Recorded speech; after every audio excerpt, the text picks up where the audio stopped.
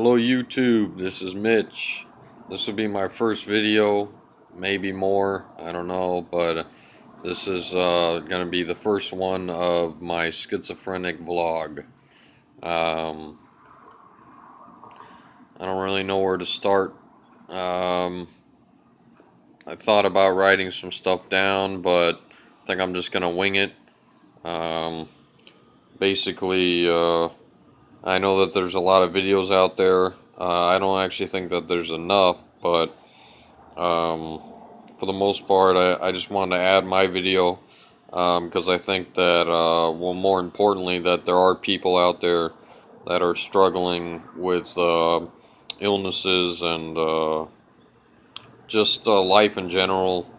And I think for the most part, seeing people, or seeing videos and watching people that are at least brave enough to put up a video and talk about what's going on. And it's kind of like a community thing where if you put up a video and you talk about your life, that people can relate. And I've watched videos, and I think that people's videos of them talking about what's going on with them is a good way of kind of grounding yourself and just being down to earth and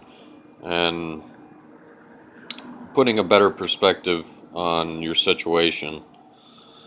So I'm just gonna start this video out with improv. I don't have anything written down. I used to write a lot a while ago. Pretty much every night I'd write at least 3 or 4 pages, and it was just like, just mental, just, it was like my brain was just puking, like, just get it all out. And it's just good. It's good, but after a while, you kind of get tired of it, you know. So anyway, I'm not really a person that reads a lot, so making this video is something that I'd rather do. Plus the fact that when you make a video, other people can see it, and I think that it helps the community and stuff like that. So yeah, I don't read a lot, and it's really hard for me to get into books and movies, and it's just like, it's because like I'm super picky about things and stuff like that. Well, anyway, I guess I can give you some background. Basically, my name is Mitch again, and 28 years old, and grew up in Southern California, and I guess basically lived in a small town, and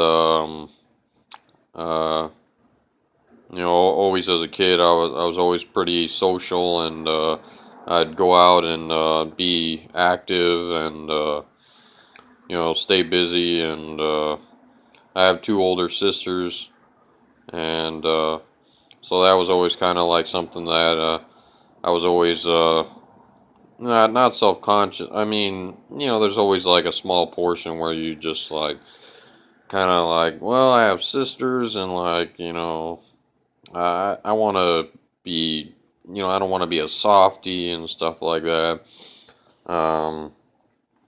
But I guess, they're all right. But I would always go out, hang out with guys, and get into trouble. And I don't know. That was like the only idea I came up with, is to kind of live on the edge of things, I guess. So I guess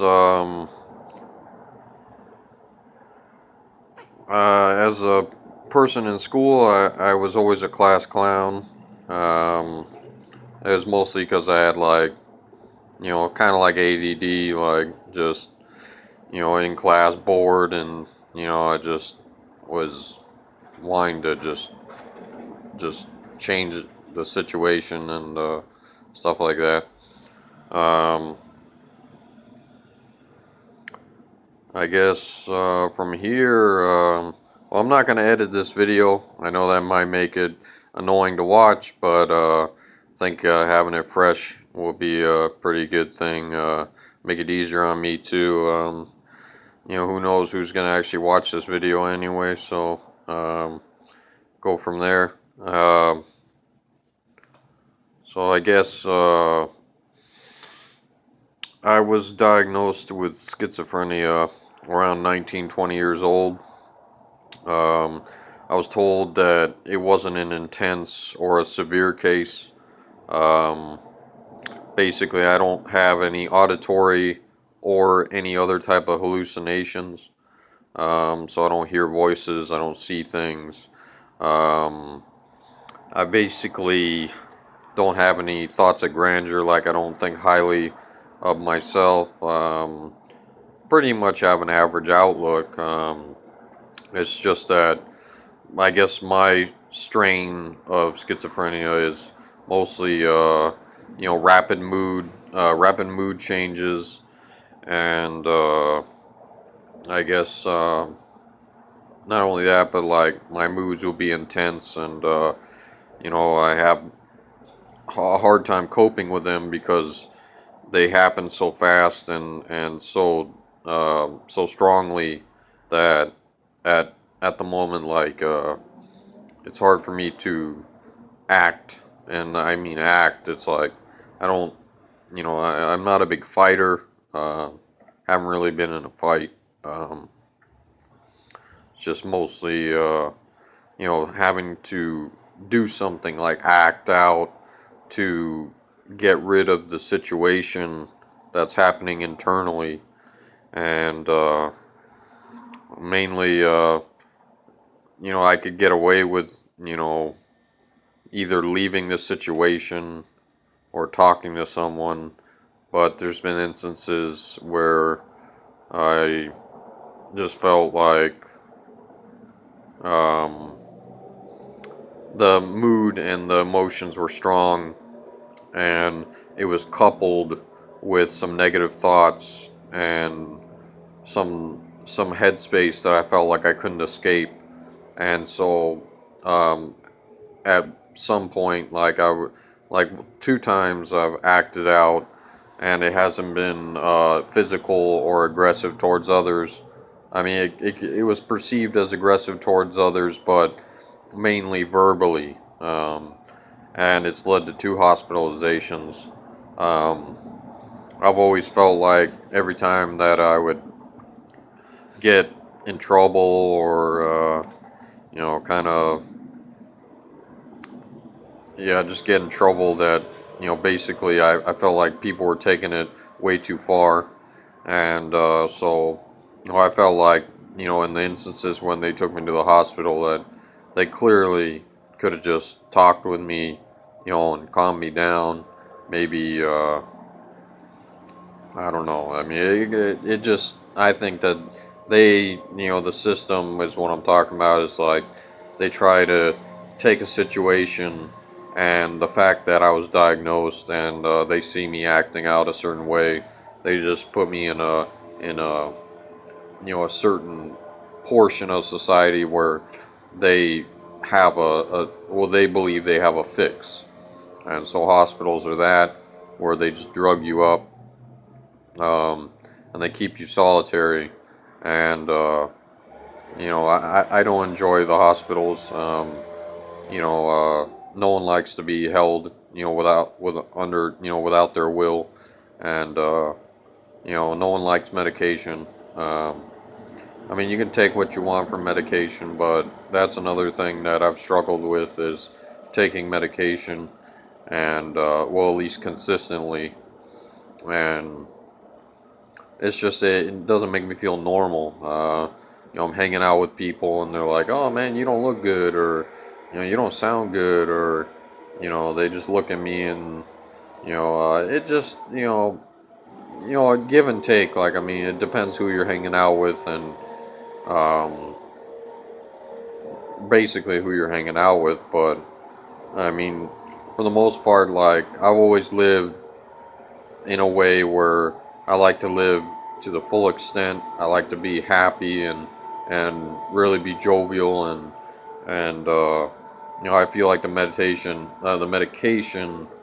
um, it takes a portion of me away, and it's hard for me to act enthusiastically like I would like to. I just feel like it's hard for me to deal with it all. Another thing is that so I was basically uh, told that I had schizophrenia when I was 19 or 20 years old. I told you I'm 28 years old, and so in that meantime, or in that portion of time where they were trying to find, or where they were giving me medication, it took a while. It took about 10 different medications for them to finally, or for me to finally find the one that I was at least gonna, put up with. And so, you know, I had side effects from the previous ones, and I just felt like a guinea pig, and um, I just felt very angry because I felt like no one's going, like, these people aren't going through what I'm going through, and they have like the upper hand, and like they have, the perspective, or they basically are the ones that are telling me what's going to be good for me, and so um, medication is just not fun. Um, I've always tried to get away from it, but I mean, I pretty much go back on the medication because, like, my family wants me to do that, and you know, in my living situation, like, I am in my own apartment right now, but basically, I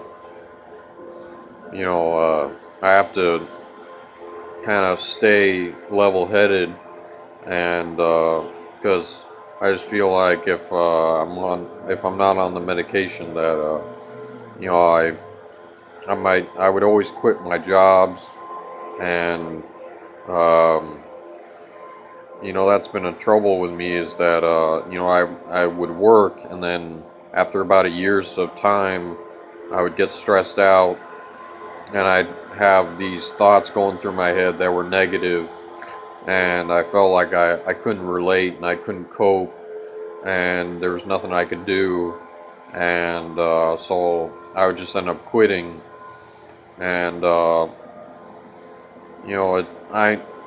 lot of people would say that's dumb, but it was partly a, like a mental condition, where it wasn't just psychological. Like, I literally had an immense amount of stress, and it was like hard for me to even function. Like, it was wearing me down, and just to wake up every morning and to be at work and push myself. Basically, I was working as a car mechanic, and I went to school for that, and I put together the idea of being a mechanic at a young age, and I just thought to pursue it because I didn't really have a plan, and I like cars. Everyone likes cars, and I thought I didn't think too much into it, and I just wanted to try it. I'm pretty adventurous. I was pretty confident that even in the worst case scenario that I didn't like it and I wanted to move on, that I could do that. I could go back to school, and uh, so anyway, I've been working at different places, and every time I would just quit, and sometimes I'd be on medication, sometimes I wasn't, and basically, like, medication, though, at least the ones that I'm taking, You're not supposed to actually, operate heavy machinery, and it takes away your alertness. And so basically, like, since I'm on medication, like, it's pretty much like ruling out me being a mechanic. And that bugs me, but I wasn't 100%, you know, just loving the job anyway. So, you know, it sucks, but basically I'm gonna have to move on, and it's like regular, like, manual labor. Like, all these jobs are pretty much being taken out of the situation because this medicine, it will just kind of be a situation where I'm not alert. And anyway, I don't know. So I'm without a job. I'm working with a job agency through the government. They're supposed to get me a job, and so I'm doing that. I'm trying to get money from the government right now. Um, and I guess my situation is that why I'm reaching out is that I think there's a lot of people with mental illnesses out there, and I've been to places like NAMI, which is National Alliance for Mental Illness. Like, it's a little place. They are nationwide, um, but at least, well, I'm in Southern California, and they have a place where you can go, and they have an education course, and it's 10 weeks, and then they have a regular, like, therapy type group that's twice a month, and you can go there and have support, and they're advocates for people with mental illnesses. And I've been there, and my whole point is that I've been to government housing, and I've been to places like organizations that are with mental illnesses, and I've been to 12-step groups, and basically I see people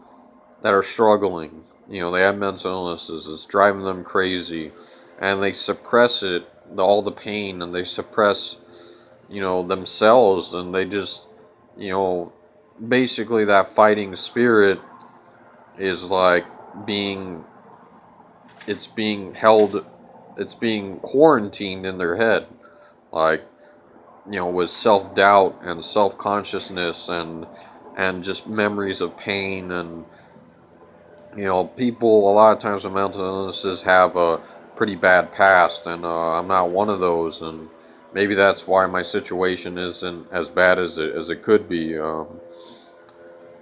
But um, basically, what I'm trying to say is that a lot of people that I see with mental illnesses, you know, they're not trying as hard as I think they could be, and their goals are I don't know their goals, and they don't. It doesn't seem like they have goals, and um, I just think that there's like an apathy that's involved with people. It's a learned helplessness, is something I read, where people just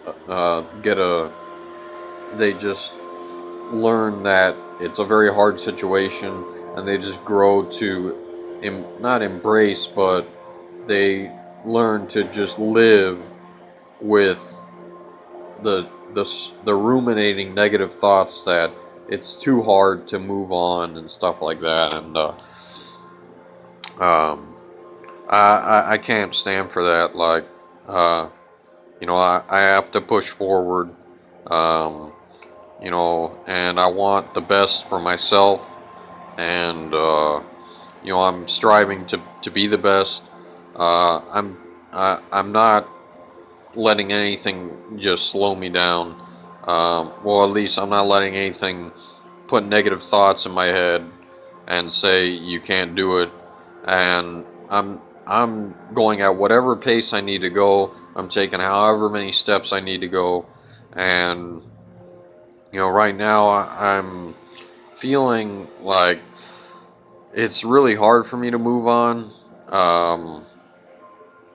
But at the same time, I just stay positive, and I don't let the negative thoughts fester and actually corrupt my positive ideas and outlook. Uh, and that's what I want for people. I don't know if this video would actually help anyone. Like get through a tough time. I don't know if anyone who watches this video would be inspired or if they would just have, or at least see in me that no matter that I don't seem like I'm high functioning or not, or maybe they have a lot of doubt about people with mental illnesses. Like, I'm not here to you know you know push an idea down your throat, but I just think that I want to strive to be the best, and without making people uncomfortable. Like, I want to just inspire people to be their best too, and whatever that is. I mean, hey, if you want to just do not too much with your life, then okay. But I just feel like a lot of times people feel too helpless and they can't move on, and I don't, I just, I don't like that. I mean, it bugs me, um, and so I guess, in my opinion, uh, well, I'm moving on with my life, and I just want to talk to you guys and kind of give you a decent uh, synopsis of what's going on with me and who I am, and basically put out my idea and my message of not letting the fight and the struggle get to you, bring you down, and just don't let the stigma just knock you off your feet, or at least if it does, get back up, keep fighting, and don't let it, don't let it change you. Um, you know, Medication, it's hard. You don't feel like yourself, and it's hard to feel like yourself, think like yourself, remember who you are, um, and that's the hardest part, is forgetting or healing from the struggle and the pain of mental illness. And I just wanted to say, to all you who actually watched this video, if you got to this point in the video, thank you. Hope you enjoyed it. If you have a mental illness, I feel for you. I want you to be a great person, be the best you can, and don't be scared to be uh, true. Whether that means you're going to be feeling weak in the situation. Um, I know there's a lot of you know ideas about what's cool and what's not, and oh well, I'm not weak, so I don't need help, and you know I've definitely been that way. I'm stubborn. I like to be independent, like to think independent. Um, so I get it. It's just I think sometimes we need to be more selfish and just but not psychologically, but selfish to our well-being, and we gotta do what we gotta do and lean on people sometimes, and being connected, finding people that you can get help from, whether it be professional or personal. um, that's a big thing. Coping mechanisms is a big thing. um, and like I said, I'm just gonna wrap this video up. uh, you know for all that it's worth, I hope you enjoyed the video, and I might be back for another video, but this is my first one, and my name is Mitch, and have a good day.